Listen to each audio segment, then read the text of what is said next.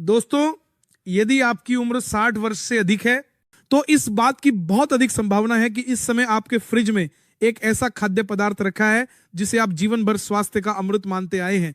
लेकिन आश्चर्यजनक तथ्य यह है कि वही चीज आपके मस्तिष्क के लिए चुपचाप खतरा पैदा कर सकती है जब आप सो रहे हो। सीने में दर्द जैसा कोई पूर्व संकेत नहीं होता, कोई चेतावनी संकेत नहीं होता। बस किसी सुबह जब आप आंखें खोलते हैं तो आप हकला सकते हैं, अपनी बांह नहीं उठा सकते या आपके कदम लड़खड़ा सकते हैं। मैं संजय गुप्ता हूं और मैंने भारत और अमेरिका में 30 से अधिक वर्षों तक हृदय स्वास्थ्य की देखभाल की है। अपने करियर के दौरान मैंने ऐसे बहुत सारे मरीज देखे हैं। आश्चर्य की बात यह है कि इसका कारण सिगरेट या फास्ट फूड नहीं, बल्कि एक हानि रहित दिखने वाली सब्जी है। हाँ, कुछ सब्जियां वृद्ध शरीर में खतरनाक प्रतिक्रियाएं पैदा कर सकती हैं और यह जोखिम विशेष रूप से तब बढ़ जाता है जब उन्हें गलत समय पर खाया जाए या उन दवाओं के साथ लिया जाए जो आप प्रतिदिन लेते हैं। हमें अक्सर सिखाया जाता है कि सब्जियां और पौधे स्वास्थ्य की कुंजी हैं और हम मानते हैं कि वे लगभग दवा की तरह काम करते हैं। लेकिन एक सच्चाई है जिसका उल्लेख शायद ही कभी किया जाता है बुजुर्गों के लिए। कुछ सब्जियां दोधारी तलवार हो सकती हैं। वे मस्तिष्क रक्तस्राव का खतरा बढ़ा सकती हैं, रक्त के थक्के बना सकती हैं या रक्तचाप को अचानक बढ़ा सकती हैं। आज के वीडियो में मैं आपको 9 आम सब्जियों के बारे में बताऊंगा जो आपके मस्तिष्क को गुप्त रूप से प्रभावित कर सकती हैं, और साथ ही मैं आपको अपने पसंदीदा खाद्य पदार्थों का सुरक्षित रूप से आनंद लेने के लिए एक बुद्धिमान भोजन योजना का मार्गदर्शन करूंगा ताकि वे खतरे में न बदलें। विशेष रूप से मैं जिस सब्जी का अंत में उल्लेख करूंगा वो एक ऐसा भोजन है जिसे अधिकांश बुजुर्ग हर हफ्ते खाते हैं और यह सबसे खतरनाक हो सकती है। और प्रत्येक सब्जी के लिए मैं आपको विस्तार से बताऊंगा कि इसे सही और स्वस्थ तरीके से कैसे खाया जाए। विशेष रूप से स्ट्रोक के जोखिम को खत्म करने के तरीकों पर शुरू करने से पहले यदि आपने अभी तक चैनल को सब्सक्राइब नहीं किया है तो कृपया सब्सक्राइब बटन दबाएं और नोटिफिकेशन बेल को चालू करें। इस तरह आप व्यावहारिक स्वास्थ्य सलाह से नहीं चूकेंगे। और यदि आपको सामग्री उपयोगी लगती है तो कृपया कमेंट में 2 लिखें, और यदि आप अभी तक पूरी तरह से सहमत नहीं है तो कृपया 0 लिखें ताकि मैं अगली बार सुधार कर सकूं। अब आइए पहली सब्जी के बारे में जानें। क्या आप विश्वास करेंगे कि आपकी दैनिक भोजन की मेज पर मौजूद सब्जियों में एक छिपा हुआ अपराधी है जो आपकी रक्त वाहिकाओं को धीरे धीरे कठोर बनाकर स्ट्रोक का खतरा बढ़ाता है। मैं पालक की बात कर रहा हूं। जीवन भर हमने हमेशा यही सुना है, स्वस्थ रहने के लिए खूब सारी सब्जियां खाएं। उनमें से पालक को आयरन और विटामिन से भरपूर होने के कारण और भी बेहतर माना जाता है। हालांकि यह तथ्य अच्छी तरह से ज्ञात नहीं है कि यदि इसे गलत तरीके से खाया जाए तो यह हानि रहित दिखने वाली सब्जी मस्तिष्क और हृदय के स्वास्थ्य के लिए एक मूक खतरा बन सकती है। पालक में ऑक्सलेट नामक यौगिक की मात्रा अधिक होती है।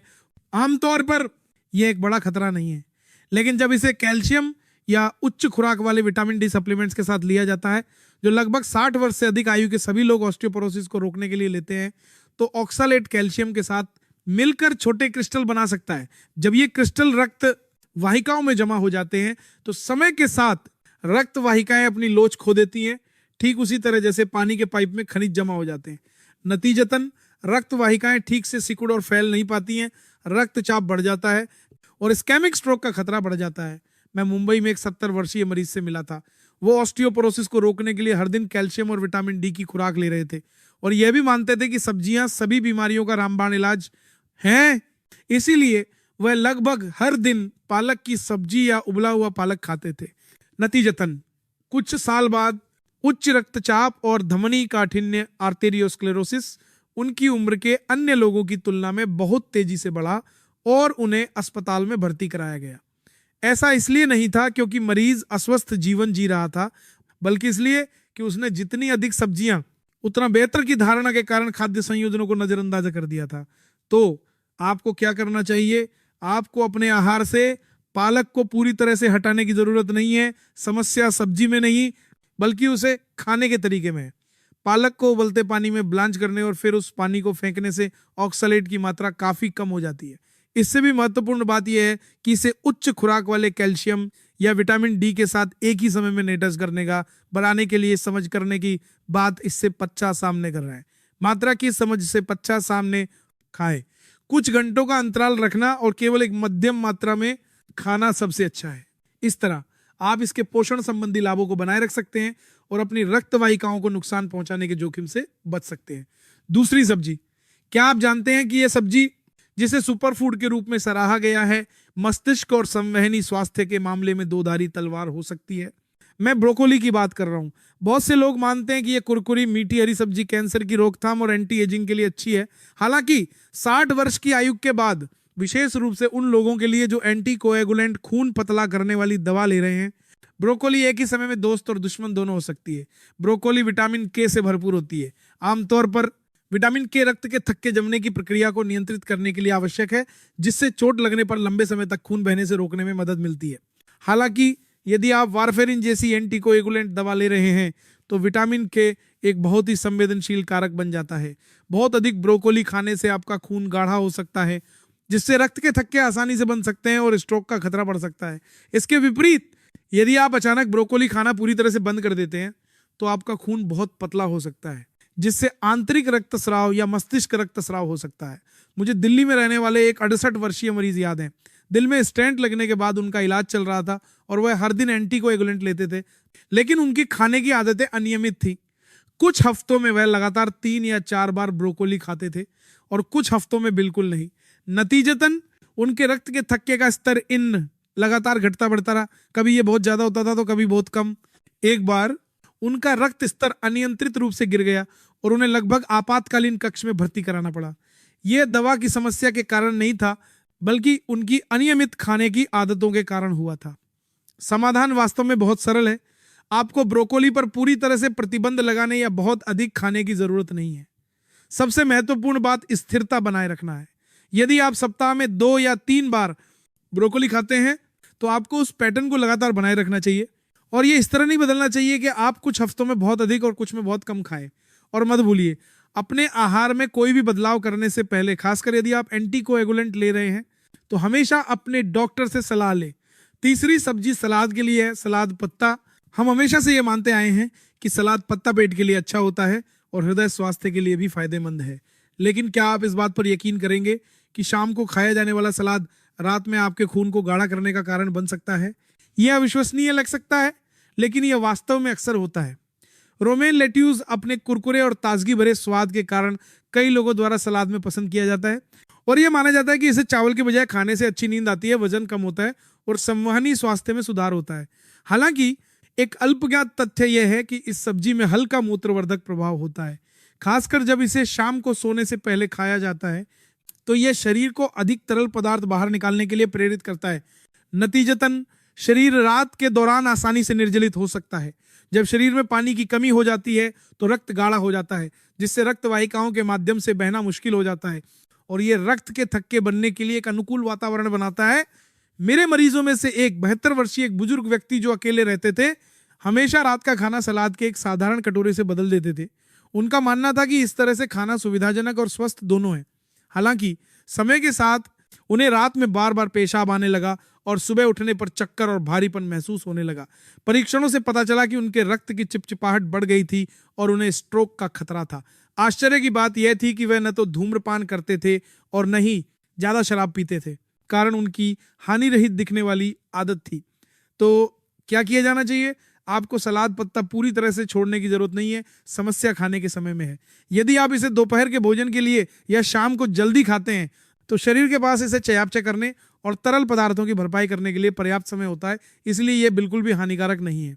हालांकि आपको इसे देर शाम को भोजन के विकल्प के रूप में खाने से पूरी तरह बचना चाहिए, और यह और भी खतरनाक हो जाता है यदि इसे सोने से पहले कुछ गिलास शराब के साथ लिया जाए। मैं जो बात जोर देकर कहना चाहता हूं वह यह है, जिसे हम स्वस्थ मानते हैं वह वास्तव में केवल कुछ विशिष्ट परिस्थितियों में ही सही हो सकता है। सलाद पत्ते को सही समय पर खाने से आपका शरीर हल्का महसूस करेगा और आपकी रक्त वाहिकाएं सुचारू रूप से काम करेंगी। लेकिन अगर इसे गलत समय पर खाया जाए तो यह एक सहायक बन सकता है जो सोते समय स्ट्रोक को बढ़ावा देता है। चौथी सब्जी कच्ची गाजर है। यह सोचना आसान है कि कुरकुरी मीठी गाजर एक ऐसा भोजन है जिसे आप कितना भी खा सकते हैं, लेकिन वास्तव में यह रात के मध्य में आपके रक्तचाप को बढ़ाने का मुख्य अपराधी हो सकती है। इस पर विश्वास करना मुश्किल हो सकता है, लेकिन मैंने 60 वर्ष की आयु के बाद अपने मरीजों में ऐसे कई मामले देखे हैं। कच्ची गाजर में बहुत सारी प्राकृतिक चीनी होती है। जब इसे शाम को विशेष रूप से सोने से पहले खाया जाता है तो रक्त शर्करा तेजी से बढ़ता है। हालांकि कुछ ही घंटों में रक्त शर्करा फिर से तेजी से गिर जाता है। इस बिंदु पर शरीर इसे एक आपात स्थिति के रूप में पहचानता है और एड्रेनालाइन या कोर्टिसोल जैसे तनाव हार्मोन को तुरंत जारी करके एक बचाव संकेत भेजता है। नतीजतन दिल तेजी से धड़कता है, रक्तचाप बढ़ जाता है और सोते समय चुपके से स्ट्रोक का खतरा आ जाता है। मैंने एक 67 वर्षीय मरीज का इलाज किया था। उन्हें देर रात टीवी देखते समय कच्ची गाजर को नाश्ते के रूप में खाने की आदत थी। उन्होंने यह सोचते हुए इसका आनंद लिया कि यह स्वस्थ है। हालांकि कुछ ही समय बाद उन्हें रात के मध्य में दिल की धड़कन, ठंडे पसीने का अनुभव होने लगा और वो अक्सर जागने लगे। परीक्षणों से पता चला कि रात के दौरान उनका रक्तचाप और हृदय गति अनियमित रूप से घट बढ़ रही थी। यह ठीक सोने से पहले कच्ची गाजर खाने की उनकी आदत का परिणाम था। तो समाधान क्या है? आपको गाजर को पूरी तरह से छोड़ने की जरूरत नहीं है। वास्तव में गाजर फाइबर और विटामिन से भरपूर पोषण का एक उत्कृष्ट स्रोत है। हालांकि आपको इसे सही तरीके से खाना चाहिए। गाजर को पकाने से चीनी के अवशोषण की दर धीमी हो जाती है और इसे खाने का सबसे अच्छा समय दिन के दौरान होता है। दिन के दौरान शरीर के पास पर्याप्त ऊर्जा जलाने का समय होता है। इस तरह आप गाजर के लाभों का आनंद ले सकते हैं और इसे रात में रक्त शर्करा के जाल में बदलने से रोक सकते हैं। वास्तव में सभी स्वास्थ्य खाद्य पदार्थ हर समय और हर स्थिति में उपयुक्त नहीं होते हैं। सुबह गाजर खाने से ऊर्जा मिलती है, लेकिन शाम को कच्ची गाजर खाने से आपके दिल और रक्त वाहिकाओं पर बोझ पड़ सकता है। दोस्तों, 5वां खाद्य पदार्थ जिसके बारे में मैं आज बात करना चाहता हूं वह है लहसुन। इस पर विश्वास करना थोड़ा मुश्किल हो सकता है, लेकिन लहसुन हमारी रसोई में एक आम मसाला है। फिर भी लहसुन रक्त वाहिकाओं की रक्षा करने वाला रामबाण भी हो सकता है और एक दोधारी तलवार भी जो जीवन के लिए खतरा बन सकती है। ये एक साधारण डराने वाली बात लग सकती है, लेकिन मैंने वास्तव में लहसुन के सेवन की गलत आदतों के कारण अस्पताल में भर्ती हुए कई मरीज देखे हैं। लहसुन में एलिसिन नामक एक विशेष यौगिक होता है। यह एक बहुत शक्तिशाली प्राकृतिक एंटीकोएगुलेंट है। आमतौर पर यह रक्त के थक्कों को रोकने और हृदय स्वास्थ्य की रक्षा करने में मदद करता है। हालांकि यदि आप वारफेरिन जैसी एंटीकोएगुलेंट दवा ले रहे हैं तो यह संयोजन खतरनाक हो जाता है। आपका रक्त बहुत पतला हो सकता है, जिससे आपके मस्तिष्क या पाचन तंत्र की रक्त वाहिकाओं में रक्तस्राव हो सकता है और परिणाम स्वरूप यह मस्तिष्क रक्तस्राव या इंट्रा एब्डोमिनल रक्तस्राव का कारण बन सकता है, जो यदि समय पर पता नहीं लगाया गया तो घातक हो सकता है। मैं एक 70 वर्षीय मरीज से मिला जो दृढ़ता से मानते थे कि हर दिन कच्चा लहसुन खाने से उनका खून साफ होगा और हृदय रोग से बचाव होगा। हालांकि उन्होंने इस तथ्य को नजरअंदाज कर दिया था कि कोरोनरी स्टेंट प्रक्रिया के बाद वह एंटीकोएगुलेंट ले रहे थे। एक दिन उन्हें अचानक पेट में तेज दर्द हुआ और वे अस्पताल आए और परीक्षणों से गंभीर गैस्ट्रोइंटेस्टाइनल रक्तस्राव का पता चला। सौभाग्य से इसका जल्दी पता चल गया और उनकी जान बच गई, लेकिन अगर थोड़ी भी देर हो जाती तो वे अपनी जान गंवा सकते थे। दुखद बात यह है कि वह मानते थे कि वो अपने स्वास्थ्य के लिए कुछ अच्छा कर रहे हैं, लेकिन वास्तव में वह खुद को मौत के कगार पर धकेल रहे थे। तो समाधान क्या है? आपको लहसुन को पूरी तरह से छोड़ने की जरूरत नहीं है। लहसुन निश्चित रूप से एक मूल्यवान सामग्री है। हालांकि आपको यह याद रखना चाहिए कि इसका सेवन कम मात्रा में करें और इसका दुरुपयोग न करें।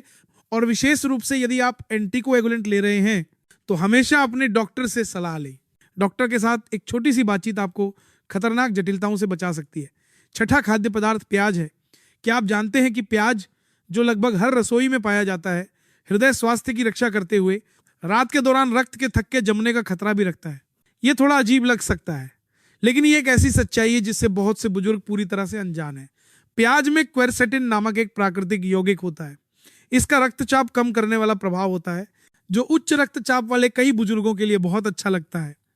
लेकिन क्या होगा यदि रात के दौरान आपका रक्तचाप बहुत अधिक गिर जाए? शरीर तुरंत रक्त प्रवाह को बनाए रखने के लिए रक्त वाहिकाओं को तेजी से सिकोड़ता है और यह अचानक संकुचन रक्त के थक्के बनने के लिए स्थितियां बनाता है। यही कारण है कि बहुत से लोग सोते समय चुपके से स्ट्रोक के खतरे का सामना करते हैं। मेरी माँ भी पहले अमेरिका में प्याज बहुत पसंद करती थी। वह विशेष रूप से देर शाम को कच्चा प्याज खाती थी, साथ कच्चा प्याज खाती थी, ये मानते हुए कि ये उनके खून को साफ करेगा और धमनी काठिन्य को रोकेगा। हालांकि मेरी माँ अक्सर कहती थी, जब मैं रात में बाथरूम जाने के लिए उठती हूँ तो मुझे चक्कर आते हैं, और मैं चक्कर आने से लगभग गिर भी चुकी हूँ। परीक्षणों से पता चला कि उनका रात का रक्तचाप बहुत कम हो गया था और बाद में उनके शरीर ने प्रतिवर्त रूप से रक्त वाहिकाओं को सिकोड़ लिया, जिससे गंभीर उतार चढ़ाव हुए। नतीजतन उनके रक्त के थक्के का खतरा बहुत बढ़ गया था। तो क्या आपको प्याज पूरी तरह से छोड़ देना चाहिए? जवाब है नहीं। प्याज अभी भी एक मूल्यवान भोजन है जो एंटीऑक्सीडेंट से भरपूर और हृदय स्वास्थ्य के लिए अच्छा है, लेकिन इसे सही तरीके से खाना जरूरी है। इसे दिन के दौरान खाने को प्राथमिकता दें, जैसे दोपहर का भोजन या दोपहर जब शरीर अभी भी सक्रिय है, और रात में बहुत अधिक खाने से बचें। यह विशेष रूप से सच है यदि आपको पहले से ही हृदय रोग है या आप रक्तचाप की दवा ले रहे हैं। आइए 7वीं सब्जी पर चलते हैं। क्या आप अनुमान लगा सकते हैं कि यह कौन सी सब्जी होगी? यह मक्का है। क्या आप विश्वास करेंगे कि मक्का, जो एक स्वस्थ, मीठा और परिचित भोजन प्रतीत होता है, वास्तव में आपके मस्तिष्क की रक्त वाहिकाओं पर दबाव डाल सकता है, जैसे कि एक रबर बैंड को बार बार खींचना और छोड़ना। लेकिन यही वो सच्चाई है जिसके बारे में मैं आज आपको चेतावनी देना चाहता हूं। मक्के में वास्तव में बहुत सारा स्टार्च होता है जो इसे लगभग सफेद चावल के समान बनाता है। जब आप इसे खाते हैं, खासकर शाम को, तो आपका रक्त शर्करा तेजी से बढ़ता है और फिर गिर जाता है। रक्त शर्करा में यह बार बार होने वाला उतार चढ़ाव रक्त वाहिका की दीवारों को असामान्य रूप से फैलाने और सिकोड़ने का कारण बनता है, और इस प्रक्रिया में यह ऑक्सीडेटिव तनाव पैदा करता है, जिससे ऐसी स्थिति पैदा होती है जैसे रक्त वाहिका के अंदर छोटी छोटी दरारें बन रही हों। समय के साथ ये दरारें मस्तिष्क में रक्त के प्रवाह को अस्थिर कर देती हैं और क्षणिक इस्केमिक अटैक TIA के जोखिम को बढ़ा देती हैं। अगर आपका तो संवारदाता और राष्ट्रीय की जो वास्तविक स्ट्रोक होने से पहले एक प्रकार का छोटा चेतावनी संकेत है। बहुत से लोग जो आम गलती करते हैं वह मक्के को एक पौष्टिक सब्जी के रूप में सोचना और इसे अपने भोजन में एक साइड डिश के रूप में जोड़ना। हालांकि मक्का वास्तव में एक सब्जी नहीं है, बल्कि लगभग चावल की तरह एक कार्बोहाइड्रेट है। इसीलिए यदि आप मक्का खाते हैं तो आपको इसे अपना मुख्य स्टार्च मानना चाहिए और चावल या नूडल्स को कम करना चाहिए, न कि इसे एक साइड डिश के रूप में जोड़ना चाहिए। मैं जो बात जोर देकर कहना चाहता हूं वो ये है कि खतरा मक्के में नहीं है, बल्कि हम इसका उपयोग कैसे करते हैं इसमें है। यदि आप इसे कम मात्रा में खाते हैं और इसे समझदारी से प्रतिस्थापित करते हैं तो मक्का अभी भी ऊर्जा का एक अच्छा स्रोत हो सकता है। लेकिन अगर आप इसे यह सोचकर खाते हैं कि यह एक आहार सब्जी है तो आप अनजाने में अपनी रक्त वाहिकाओं को इसकी कीमत चुका रहे हैं। तो 8वीं सब्जी के बारे में क्या, जिसे मैं अब बताने जा रहा हूं, क्या आपने कभी सुना है? शतावरी अस्पारागुस को सब्जियों का राजा कहा जाता है। न केवल स्वादिष्ट और शानदार होने के लिए बल्कि हृदय स्वास्थ्य के लिए भी अच्छा है। यह सच है, लेकिन केवल आधा सच है, क्योंकि मैं आपको ईमानदारी से बताऊं, यदि आप शतावरी को गलत समय पर खाते हैं तो ये एक नई दवा से मस्तिष्क की रक्त वाहिकाओं को अवरुद्ध करने में सहायक बन सकती है। नई दवा से मस्तिष्क की रक्त वाहिकाओं को अवरुद्ध करने में सहायक बन सकती है। ये थोड़ा अपरिचित लग सकता है, लेकिन मैंने वास्तव में अपने बुजुर्ग मरीजों में ऐसे कई मामले देखे हैं। शतावरी में स्वाभाविक रूप से मूत्रवर्धक प्रभाव होता है। इसका मतलब है कि यदि आप इसे शाम को खाते हैं तो आपको रात में बार बार पेशाब आएगा। हर बार जब आप बाथरूम जाते हैं तो आपके शरीर से पानी निकल जाता है, और यदि आप रात में निर्जलित हो जाते हैं तो आपका रक्त गाढ़ा हो जाता है और इसका प्रवाह धीमा हो जाता है। यह ठीक वैसी ही स्थिति है जो रक्त के थक्के बनने के लिए अनुकूल होती है। यदि वह थक्का मस्तिष्क तक पहुंचता है तो ये एक ही क्षण में अर्ध पक्षाघात या यहां तक कि स्ट्रोक का कारण बन सकता है। यदि आप हर शाम बहुत सारी शतावरी खाते हैं तो आपको रात में 3 या 4 बार बाथरूम जाना पड़ सकता है, और अगली सुबह आप चक्कर और थका हुआ महसूस करेंगे, और यह ठीक उसी समय से मेल खाता है जब स्ट्रोक सबसे अधिक होने की संभावना होती है। इसका मतलब यह नहीं है कि आपको शतावरी पूरी तरह से छोड़ देनी चाहिए। इसके विपरीत शतावरी एक उत्कृष्ट पोषक तत्वों से भरपूर सब्जी है, और यदि इसे सही तरीके से खाया जाए तो यह स्वास्थ्य के लिए बहुत अच्छी है। यहाँ कुंजी समय है, इसे सुबह या दोपहर में खाएं और खोए हुए तरल पदार्थों की भरपाई के लिए भरपूर पानी पिए। इस तरह आप जोखिम से बचते हुए शतावरी के लाभों का पूरी तरह से आनंद ले सकते हैं। देखा, शतावरी जैसी कीमती सब्जी भी अगर गलत तरीके से खाई जाए तो दोधारी तलवार बन सकती है। और अब मैं आपको अंतिम सब्जी की ओर ले जाना चाहता हूं। यह शायद एक ऐसी सब्जी है जिसे भारत में लगभग हर घर में सप्ताह में कई बार खाया जाता है, वो है टमाटर। लेकिन एक अल्पज्ञात तथ्य यह है कि टमाटर और उसके रिश्तेदार सब्जियां एक खतरनाक प्रतिक्रिया पैदा कर सकती हैं, जिसे वास्तविक स्ट्रोक के लक्षणों के साथ भ्रमित किया जा सकता है। क्या आप उत्सुक नहीं हैं? हाँ, भारत में लगभग हर घर के फ्रिज में टमाटर होते हैं। सुबह आप एक गिलास टमाटर का रस पीते हैं, दोपहर में आप सलाद खाते हैं, और शाम को आप अपनी करी या भुने हुए मांस में टमाटर के कुछ टुकड़े मिलाते हैं। टमाटर और नाइटशेड परिवार के अन्य सदस्य जैसे बैंगन, मिर्च और आलू को लंबे समय से स्वास्थ्य के लिए अच्छे दोस्त माना जाता रहा है। हालांकि जो मैं आज आपको ईमानदारी से बताना चाहता हूं वो ये है कि यदि इन परिचित सब्जियों को गलत तरीके से खाया जाए तो आपका शरीर उसी स्थिति में पड़ सकता है जैसे कि स्ट्रोक हुआ हो। ये चौंकाने वाला लग सकता है, लेकिन ये एक सच्चाई है जिसका मैंने अपने क्लिनिक में कई बार सामना किया है। टमाटर और नाइटशेड परिवार की सब्जियों में हिस्टामाइन, टायरामाइन और सोलेनिन जैसे प्राकृतिक यौगिक होते हैं युवा लोगों के लिए, ये एक बड़ी समस्या नहीं है। लेकिन उन लोगों के लिए जिनकी उम्र बढ़ गई है और जिनकी रक्त वाहिकाओं की लोच कम हो गई है, ये यौगिक रक्त वाहिकाओं को सिकुड़ सकते हैं, सूजन पैदा कर सकते हैं और इलेक्ट्रोलाइट असंतुलन का कारण बन सकते हैं। नतीजतन सिरदर्द, थकान, मांसपेशियों में ऐंठन और यहां तक कि अस्पष्ट भाषण जैसे लक्षण भी दिखाई दे सकते हैं, जिन्हें वास्तविक स्ट्रोक के साथ भ्रमित करना बहुत आसान है। मैंने पुणे में रहने वाले 72 वर्षीय श्री पाटिल का इलाज किया था, जो अचानक हकलाने और चक्कर आने के कारण इस सोच के साथ अस्पताल में भर्ती हुए थे कि उनकी मस्तिष्क की रक्त वाहिका अवरुद्ध हो गई है। आगरा मंत्री निगल जी उनकी पाटिल के साथ वाहिका, हालांकि परीक्षणों से पता चला कि इसका कारण देर शाम को लगातार 2 कटोरी टमाटर का सलाद और फ्रेंच फ्राइज खाना था। इसका मतलब यह नहीं है कि आपको अपने आहार से टमाटर या आलू को पूरी तरह से हटा देना चाहिए। इसके विपरीत वे विटामिन, एंटीऑक्सीडेंट और आहार फाइबर प्रदान करने वाले मूल्यवान पोषक तत्वों के स्रोत भी हैं। समस्या केवल उन्हें खाने के तरीके में है। रहस्य यह है कि उन्हें पकाकर कम मात्रा में और एक बार में बहुत अधिक न खाएं। आपको विशेष रूप से देर रात में सावधान रहना चाहिए, जब शरीर अधिक संवेदनशील हो जाता है। उदाहरण के लिए दोपहर के भोजन के लिए 1 कटोरी टमाटर का सूप खाना बहुत अच्छा है, लेकिन रात 10 बजे एक बड़ी प्लेट कच्चा टमाटर का सलाद खाना खतरनाक हो सकता है। स्वास्थ्य के दुश्मन हमेशा अपरिचित स्थानों पर नहीं होते हैं। कभी कभी वे उन खाद्य पदार्थों में छिपे होते हैं जिन्हें हम परिचित रूप से विश्वास करते हैं और खाते हैं। सही खाने की विधि जानना यह आपके मस्तिष्क, हृदय और आपके जीवन काल की रक्षा करने की असली कुंजी है। यदि आप अब तक देख रहे हैं तो मैं ईमानदारी से आपको उन बहुत करीबी खाद्य पदार्थों के बारे में और बताना चाहता हूं जो स्ट्रोक के जोखिम को बढ़ा सकते हैं। 60 की उम्र के बाद हम में से कई लोग पारंपरिक खाद्य पदार्थों के आदी हैं। मसालेदार अचार, 1 कटोरी गर्म सूप, 1 गिलास शराब जो आपको गर्म करती है, और यहां तक कि कीमती अश्वगंधा भी। लेकिन अगर मैं ईमानदारी से कहूं तो ये खाद्य पदार्थ जो समय के साथ हमारे साथ रहे हैं, यदि गलत तरीके से सेवन किए जाएं तो चुपके से स्ट्रोक और हृदय रोग का खतरा बढ़ा सकते हैं। यह सुनने में अविश्वसनीय लग सकता है, लेकिन यह एक ऐसा तथ्य है जिसकी मैंने अनगिनत बुजुर्ग मरीजों का इलाज करते समय स्पष्ट रूप से पुष्टि की है। आइए अचार और विभिन्न प्रकार की मसालेदार चीजों से शुरू करें। दोस्तों, जब आप भारतीय भोजन के बारे में सोचते हैं तो सबसे पहली चीज जो दिमाग में आती है वो है शायद अचार है। यह एक प्रतीक है जो हर घर की खाने की मेज पर होता है, लेकिन एक तथ्य है जिस पर लगभग कोई ध्यान नहीं देता। अचार के सिर्फ 1 चम्मच में पहले से ही भारी मात्रा में नमक होता है।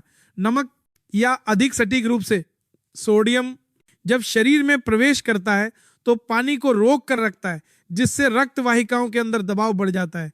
यदि यह स्थिति बनी रहती है तो रक्त वाहिका की दीवारों पर हर दिन एक बड़ा बोझ पड़ता है, जो अंततः उच्च रक्तचाप की ओर ले जाता है। और उच्च रक्तचाप बुजुर्गों में स्ट्रोक और हृदय रोग का सबसे भयावह मूक अपराधी है। कुछ अध्ययनों से पता चलता है कि अचार किण्वन प्रक्रिया के दौरान फायदेमंद प्रोबायोटिक्स और सब्जी एंटीऑक्सीडेंट के कारण स्वास्थ्य के लिए फायदेमंद हो सकता है। यह सच है, लेकिन यह लाभ अत्यधिक नमक की मात्रा से आसानी से ढंक सकता है। एक सुनहरा नियम है जिस पर दुनिया भर के हृदय विशेषज्ञों ने बार बार जोर दिया है, अपने दैनिक नमक के सेवन को कम करें। केवल अपने नमक का सेवन आधा करने से उच्च रक्तचाप और मस्तिष्क वाहिकीय रोग का खतरा स्पष्ट रूप से कम हो जाता है। इसका मतलब यह नहीं है कि आपको अचार पूरी तरह से छोड़ देना चाहिए। मैं भी अच्छी तरह से जानता हूं कि अचार सिर्फ एक भोजन नहीं है, बल्कि एक संस्कृति और बचपन की याद है। समस्या यह है कि हम इसे कैसे खाते हैं। कम सोडियम वाला अचार चुनें या बस अपने सेवन को कम करें और इसे ताजी सब्जियों या फलों के साथ संतुलित करें। कम नमक वाला भोजन कभी भी परिचित स्वाद को नहीं छीनता है। इसके बजाय यह आपके दिल, रक्त वाहिकाओं और दीर्घायु के लिए एक कीमती उपहार हो सकता है। 12 खाद्य पदार्थ, 4 बहुत ही आम खाद्य पदार्थ जो स्ट्रोक का खतरा बढ़ा सकते हैं। उनमें से अगला है अश्वगंधा।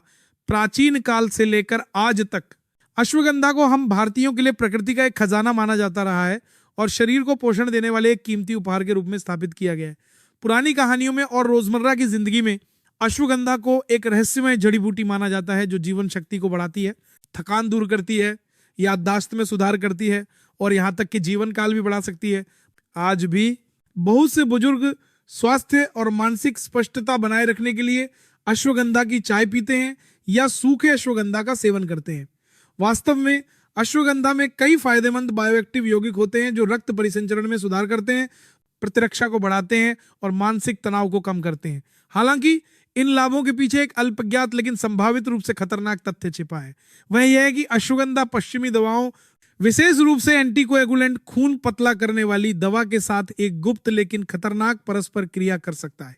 डॉक्टरों ने बताया है कि जब अश्वगंधा को एंटीकोएगुलेंट के साथ लिया जाता है तो दवा की प्रभावशीलता कम हो सकती है, जिससे रक्त अधिक आसानी से जम जाता है। इसका मतलब है कि जिन लोगों को दिल का दौरा पड़ा है, कोरोनरी स्टेंट लगाया गया है या स्ट्रोक का खतरा है और जो एंटीकोएगुलेंट ले रहे हैं, यदि वे मनमाने ढंग से अश्वगंधा का सेवन करते हैं तो रक्त के थक्के बनने की संभावना बहुत बढ़ जाती है।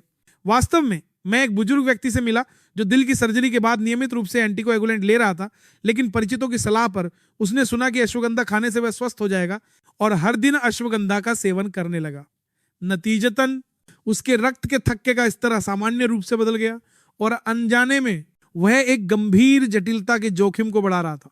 इसका मतलब यह नहीं है कि आपको अश्वगंधा से पूरी तरह बचना चाहिए। महत्वपूर्ण बात यह है कि इसे सही तरीके से सेवन किया जाए। यदि आप हृदय रोग का इलाज कर रहे हैं या एंटीकोएगुलेंट ले रहे हैं तो इसका उपयोग करने से पहले अपने डॉक्टर से सलाह लेना आवश्यक है। अश्वगंधा एक कीमती उपहार हो सकता है, लेकिन यह केवल तभी अपनी वास्तविक प्रभावशीलता दिखाता है जब इसका उपयोग सही व्यक्ति के लिए, सही खुराक में और सही समय पर किया जाता है। इस तरह आप अपने स्वास्थ्य की रक्षा करते हुए इस पारंपरिक जड़ी बूटी के मूल्य का पूरी तरह से आनंद ले सकते हैं। आइए तीसरे खाद्य पदार्थ पर चलते हैं। दोस्तों, अगर अचार भारतीय भोजन की आत्मा है तो विभिन्न प्रकार की चटनी और किण्वित मसाले जैसे मसालेदार सॉस स्वाद की आत्मा है। बिना चटनी के भोजन या बिना मसालेदार सॉस के भुने हुए मांस की कल्पना कीजिए, यह निश्चित रूप से फीका और बेस्वाद होगा। हालांकि ये परिचित मसाले जो जीवन से इतने निकट से जुड़े हुए हैं, वास्तव में हमारे दैनिक आहार में नमक का सबसे बड़ा स्रोत है, जिसके बारे में हम पूरी तरह से अनजान हैं। समस्या यह है कि हमारे पारंपरिक सॉस और मसालों में नमक की मात्रा शरीर की आवश्यकता से कहीं अधिक है। जब नमक रक्त में प्रवेश करता है तो यह शरीर में पानी को बनाए रखता है, जिससे हृदय को अधिक मेहनत करनी पड़ती है और रक्त वाहिकाओं के अंदर दबाव बढ़ जाता है। यदि यह स्थिति लंबे समय तक बनी रहती है तो रक्त वाहिका की दीवारें आसानी से क्षतिग्रस्त हो जाती हैं, जिससे उच्च रक्तचाप होता है और अंततः मस्तिष्क वाहिकीय रोग या दिल के दौरे का मार्ग प्रशस्त होता है। हृदय विशेषज्ञों ने बार बार जोर दिया है, अनुशंसित मात्रा से थोड़ा अधिक नमकीन खाने से भी हृदय रोग और स्ट्रोक का खतरा काफी बढ़ जाता है। सौभाग्य से हम इसे धीरे धीरे समायोजित कर सकते हैं। कई मरीजों ने शुरू में कहा कि कम नमक वाला खाना बहुत मुश्किल था, लेकिन केवल कुछ हफ्तों में उनकी स्वाद कलिकाएं अभ्यस्त हो गईं और उन्होंने कबूल किया कि सादा स्वाद वास्तव में अधिक स्वादिष्ट लगता है। बाजार में मिलने वाले कम नमक वाले मसाले चुनें, या जब आप खुद मसाले बनाते हैं तो उन्हें पानी से पतला करें और जड़ी बूटियों, लहसुन और मिर्च के साथ स्वाद बढ़ाएं। तो आपको बहुत अधिक नमक डालने की जरूरत नहीं है। वास्तव में अपने दैनिक नमक के सेवन को केवल आधा करने से उच्च रक्तचाप और स्ट्रोक का खतरा काफी कम हो सकता है। इसीलिए थोड़ा कम नमकीन खाने की आदत एक अदृश्य दवा है जिसे आप हर दिन अपने परिवार के भोजन में खुद को दे सकते हैं। जब आप शराब या बियर के बारे में सोचते हैं तो कई मध्यम आयु वर्ग और वृद्ध पुरुष तुरंत मुस्कुराते हैं। वे इसे भोजन के बाद या दोस्तों के साथ सभाओं में एक करीबी दोस्त मानते हैं। बातचीत के लिए एक गिलास शराब, अच्छी नींद के लिए एक गिलास बियर, पहली नजर में यह हानि रहित लगता है और यहां तक कि बुढ़ापे में एक छोटी सी खुशी जैसा महसूस होता है। हालांकि इसके पीछे की सच्चाई बिल्कुल अलग है। शराब और बियर, चाहे मात्रा कितनी भी हो, सीधे मस्तिष्क और हृदय प्रणाली को प्रभावित करती है। पीने से रक्तचाप अनियमित रूप से घटता बढ़ता है और हृदय की धड़कन अस्थिर हो जाती है। बुजुर्गों के लिए जिनकी रक्त वाहिकाओं की लोच पहले से ही कम हो गई है, ये उतार चढ़ाव हर दिन दोहराए जाने वाले एक छोटे से तूफान की तरह है जो उनके स्वास्थ्य को नष्ट कर देता है। विशेष रूप से खतरनाक बात यह है कि शराब और बियर दवाओं विशेष रूप से एंटीकोएगुलेंट के साथ परस्पर क्रिया कर सकती हैं। एक मरीज ने मुझसे कहा, डॉक्टर साहब, मैंने बस अच्छी नींद के लिए थोड़ा सा पिया, लेकिन उस थोड़े से ने एंटीकोएगुलेंट के नियंत्रण को बाधित कर दिया, जिससे रक्त बहुत पतला हो गया और मस्तिष्क रक्तस्राव का खतरा बढ़ गया। केवल कुछ छोटे गिलास के साथ मस्तिष्क रक्तस्राव का खतरा एक सामान्य व्यक्ति की तुलना में कई गुना अधिक हो सकता है। इसका मतलब यह नहीं है कि आपको शराब पर पूरी तरह से प्रतिबंध लगा देना चाहिए। हालांकि चिकित्सा सिफारिश स्पष्ट है, आपको इसे न्यूनतम तक कम करना चाहिए। और यदि आप वास्तव में पीना चाहते हैं तो आपको केवल सुरक्षा दिशा निर्देशों के भीतर ही पीना चाहिए। विशेष रूप से यदि आप विशेष दवाएं ले रहे हैं तो आपको बिल्कुल नहीं पीना चाहिए और हमेशा अपने डॉक्टर से सलाह लेना सबसे अच्छा है। मत भूलिए, दोस्तों के साथ मिलने से मिलने वाली खुशी शराब के गिलास में नहीं बल्कि बातचीत, हंसी और जुड़ाव में भी पर्याप्त रूप से पाई जा सकती है। आपका स्वास्थ्य और दीर्घायु सबसे कीमती जाम है जिसे कोई भी शराब प्रतिस्थापित नहीं कर सकती। जैसा कि आप देख सकते हैं, सिर्फ इसलिए कि कोई भोजन या पेय भारतीय रोजमर्रा की जिंदगी का हिस्सा है, इसका मतलब यह नहीं है कि यह हमेशा हानि रहित है। महत्वपूर्ण बात यह नहीं है कि हम क्या खाते हैं, बल्कि यह है कि हम इसका सेवन कैसे करते हैं। नमक कम करना, अश्वगंधा के प्रति सचेत रहना, मसालों को समायोजित करना और शराब को संयमित करना, यह आपके दिल, मस्तिष्क और आपके जीवन काल की रक्षा के लिए एक सरल लेकिन सबसे महत्वपूर्ण पहला कदम है। अब तक जब आपने मेरे द्वारा दी गई विभिन्न चेतावनियों और उन खाद्य पदार्थों के बारे में कहानियां सुनी हैं जो हानि रहित प्रतीत होते हैं लेकिन वास्तव में आपके हृदय और मस्तिष्क की रक्त वाहिकाओं को नुकसान पहुंचा सकते हैं, तो आपके मन में यह सवाल उठ सकता है, तो मैं स्वस्थ रहने और सुरक्षित महसूस करने के लिए वास्तव में कैसे खाऊं और अपनी दैनिक मेज पर आनंद न खो। यही वह सवाल है जिसके कारण मैं आपको एक विशेष उपहार देना चाहता हूं। वह 4 स्मार्ट खाने की आदतें जिन्हें 40 वर्ष की आयु के बाद कोई भी अपना सकता है। यह एक सख्त आहार या पालन करने में मुश्किल निषेध नहीं है। यह एक सरल लेकिन बहुत ही व्यावहारिक रोडमैप है कि कैसे जीवन के स्वाद का आनंद लेते हुए अपने सममाद वर्ष हृदय, रक्त वाहिकाओं और जीवन काल की रक्षा की जाए। पहला रहस्य दिन के समय के अनुसार एक स्मार्ट भोजन की मेज है। अपने भोजन को अपने शरीर की जैविक घड़ी के रूप में कल्पना कीजिए। दिन के प्रत्येक समय शरीर को एक अलग ईंधन की आवश्यकता होती है। सुबह और दोपहर में आपको काम करने, घूमने, चलने या दोस्तों के साथ बात करने जैसी गतिविधियों के लिए ऊर्जा की आवश्यकता होती है। इसलिए इस समय एक पौष्टिक और संतुलित भोजन आवश्यक है। आपको संतुलित भोजन आवश्यक है। साबुत अनाज कार्बोहाइड्रेट जैसे कि ब्राउन राइस, शकरकंद और साबुत अनाज को प्राथमिकता दे। ये लंबे समय तक चलने वाली ऊर्जा प्रदान करते हैं और रक्त शर्करा को स्थिर करते हैं, जिससे अचानक उतार चढ़ाव को रोका जा सकता है। इसमें यदि आप दुबला मांस, मछली और पनीर जैसे स्वस्थ प्रोटीन जोड़ते हैं तो आपकी मांसपेशियां मजबूत होंगी और आपका मस्तिष्क स्पष्ट होगा। और फाइबर युक्त सब्जियों को न भूलें। फाइबर एक द्वारपाल के रूप में कार्य करता है जो रक्त शर्करा के धीमे अवशोषण को सुनिश्चित करता है। भोजन के बाद अचानक होने वाली थकान को रोकता है, लेकिन जब शाम होती है तो दिन समाप्त हो जाता है और पेट को भी आराम की आवश्यकता होती है। ये धीमा होने का समय है। आदर्श रात्रि भोज दिन की तुलना में हल्का होता है, मात्रा में कम होता है और विशेष रूप से रात में रक्तचाप को बढ़ने से रोकने के लिए इसमें नमक कम होना चाहिए। विशेष रूप से बचने वाली चीजें हैं अचार जैसी मसालेदार चीजें, शतावरी जैसी मूत्रवर्धक सब्जियां और सफेद चावल, केक और कार्बोनेटेड पेय जैसे उच्च चीनी वाले खाद्य पदार्थ जो जल्दी अवशोषित हो जाते हैं। ये खाद्य पदार्थ रात के दौरान शरीर से पानी निकाल सकते हैं, हृदय को अधिक मेहनत करने पर मजबूर कर सकते हैं या रक्त शर्करा में अचानक उतार चढ़ाव का कारण बन सकते हैं। इसके विपरीत एक हल्का रात्रि भोज अच्छी नींद में मदद करता है और रात भर रक्तचाप को स्थिर करता है, जिससे हृदय और मस्तिष्क की रक्त वाहिकाओं पर बोझ कम होता है। दूसरा रहस्य जो मैं आपको बताना चाहता हूं वो ये है कि आपको भोजन और दवाओं के बीच परस्पर क्रिया के नक्शे को समझना चाहिए। ये ज्ञान विशेष रूप से 60 वर्ष से अधिक आयु के लोगों के लिए जो हर दिन दवाएं लेते हैं। जीवन और मृत्यु का मामला हो सकता है। कई हृदय संबंधी दवाएं जैसे कि एंटीकोएगुलेंट और रक्तचाप की दवाएं रोजमर्रा के खाद्य पदार्थों के साथ टकरा सकती हैं। यदि आप इसे ठीक से नहीं जानते हैं तो जिस भोजन को आप पौष्टिक मानते हैं वह चिकित्सीय प्रभाव को कम कर सकता है या यहां तक कि एक बाधा बन सकता है जो खतरनाक जटिलताओं का कारण बनता है। एक प्रमुख उदाहरण वारफेरिन जैसे एंटीकोएगुलेंट हैं।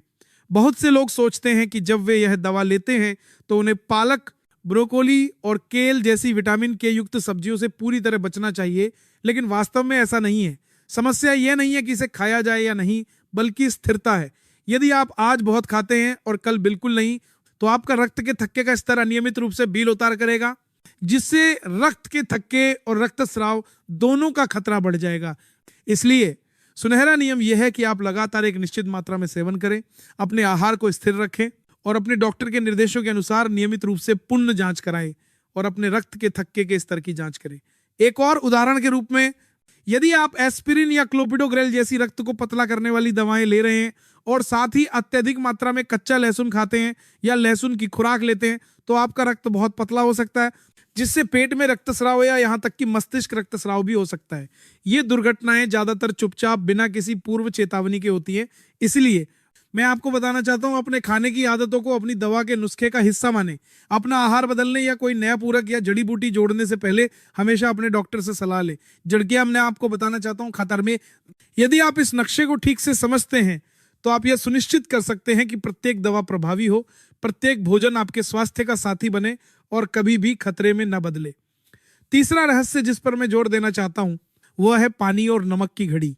ये सरल लग सकता है, लेकिन यह एक ऐसा कारक है जो सीधे हमारे जीवन काल और हृदय स्वास्थ्य को प्रभावित करता है। हमारे शरीर को पानी की आवश्यकता होती है, लेकिन बहुत अधिक पीना हमेशा अच्छा नहीं होता। सबसे महत्वपूर्ण बात यह है कि इसे सही समय पर और सही तरीके से पिया जाए। दिन के दौरान जब आप चलते फिरते और सक्रिय रहते हैं तो आप पसीने और सांस के माध्यम से पानी खो देते हैं। इसीलिए आपको रक्त परिसंचरण को सुचारू रखने और रक्त को अच्छी तरह से प्रवाहित करने में मदद करने के लिए नियमित रूप से पानी की भरपाई करनी चाहिए। हालांकि शाम को विशेष रूप से सोने से पहले अपनी प्यास बुझाने के लिए केवल एक छोटा कप पीना और रात भर निर्जलीकरण को रोकना सबसे अच्छा है। इस समय बहुत अधिक पानी पीने से बार बार रात में पेशाब आने से नींद में खलल पड़ सकता है और हृदय और गुर्दों पर अधिक काम का बोझ पड़ सकता है। नमक के बारे में आपको और भी अधिक सावधान रहना चाहिए। यह एक मूक हत्यारा है जिसे बहुत से लोग नजरअंदाज कर देते हैं। हम सभी अचार, सूप और विभिन्न मसालों के नमकीन स्वाद के आदी हैं, लेकिन उस स्वाद के पीछे भारी मात्रा में नमक छिपा होता है। जब अत्यधिक नमक शरीर में प्रवेश करता है तो रक्तचाप बढ़ जाता है और रक्त वाहिका की दीवारें एक अत्यधिक फुलाए हुए गुब्बारे की तरह फैल जाती हैं। समय के साथ अपनी लोच खो देती हैं, आसानी से क्षतिग्रस्त हो जाती हैं और अंततः मस्तिष्क वाहिकीय रोग का कारण बनती हैं। लाखों लोगों पर किए गए बड़े पैमाने पर अध्ययनों से यह भी पता चला है कि दैनिक नमक के सेवन को केवल आधा करने से उच्च रक्तचाप और स्ट्रोक का खतरा 20-30% कम हो जाता है। सौभाग्य से मानव स्वाद कलिकाएं अनुकूलनीय होती हैं। यदि आप आज से थोड़ा कम नमकीन खाना शुरू करते हैं तो कुछ ही हफ्तों में आपकी जीभ उस स्वाद की आदी हो जाएगी और आप कम नमक के साथ भी भोजन का आनंद ले पाएंगे। कम नमक वाला अचार चुनें, कम सूप पिए और मसाले कम करें। आपकी रक्त वाहिकाएं निश्चित रूप से आपको धन्यवाद देंगी और आपका हृदय बहुत मजबूत और स्वस्थ हो जाएगा। दोस्तों, अंतिम रहस्य और सबसे महत्वपूर्ण यह है कि आप अपने पहले डॉक्टर हैं। कोई भी आपके शरीर को आपसे बेहतर नहीं जानता और लगातार अवलोकन करने की आदत ही खतरे में पड़ने से पहले किसी भी असामान्यता का जल्दी पता लगाने की कुंजी है। सबसे पहले अपने रक्तचाप की निगरानी करना शुरू करें। आपको अपना रक्तचाप दिन में कम से कम 2 बार मापना चाहिए, सुबह उठने के बाद और रात को सोने से पहले। व्यायाम करने या खाने के तुरंत बाद इसे ना मापें। थोड़ी देर बैठें और आराम करें, फिर इसे मापें। एक छोटी सी युक्ति है जिसे बहुत से लोग नहीं जानते हैं। बैठने की स्थिति में अपना रक्तचाप मापने के बाद खड़े हों और 1-3 मिनट बाद इसे फिर से मापें।